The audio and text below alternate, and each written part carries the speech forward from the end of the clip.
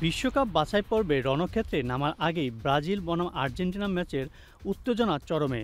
প্রতিদ্বন্দ্বিতা তো ছিলই, এবার তার সঙ্গে যোগ হলো রাফিনিয়ার আগ্রাসী ঘোষণা।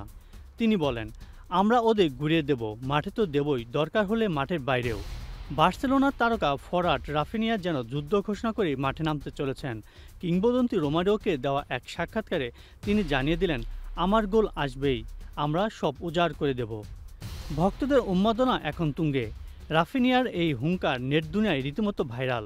2021 সালে কোপা আমেরিকার ফাইনালে হারের পর মেসিকে জড়িয়ে নেইমারের কান্নার দৃশ্য এবং পরে একসঙ্গে বসে আড্ডা দেওয়া ছবি দুই দলের উত্তপ্ত সম্পর্ককে খানিকটা শীতল করেছিল। কিন্তু রাফিনিয়ার এবারে মন্তব্য নিশ্চিতভাবে আগুনে নতুন করে ঘি ঢালল। যদিও সংবাদ সম্মেলনে রাফিনিয়ার মন্তব্যকে উস্কে না দিয়ে বন্ধুত্বের বার্তাই দিয়েছেন আর্জেন্টিনা কোচ লিওনেল স্কালোনি। রাফিনিয়ার যুদ্ধ ঘোষণার জবাবে স্কালোনি বলেছেন, মাঠে যোদ্ধা এবং মাঠের বাইরে বন্ধু।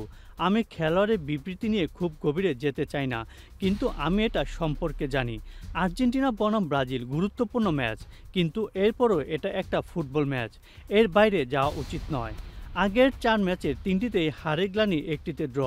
আর্জেন্টিনার বিরুদ্ধে জয়হীন ব্রাজিল। এবার কি বদলাবে ইতিহাস, নাকি মেসিদের আর্জেন্টিনা আরও একবার ব্রাজিলকে কাঁদাবে? এই ম্যাচের আগে অবশ্য ব্রাজিলের চিন্তার ভাঁজ আরও একটু গভীর। দলের 10 জন খেলোয়াড়ের মাথায় ঝুলছে নিষেধাজ্ঞার স্ট্যাম্প। রাফিনিয়া, রদ্রিগো, ভিনিসিয়াস জুনিয়রদের মতো তারকারা আগের ম্যাচে হলুদ কার্ড দেখেছেন। আরও একটি কার্ড দেখলে পরবর্তী ম্যাচে নিষিদ্ধ।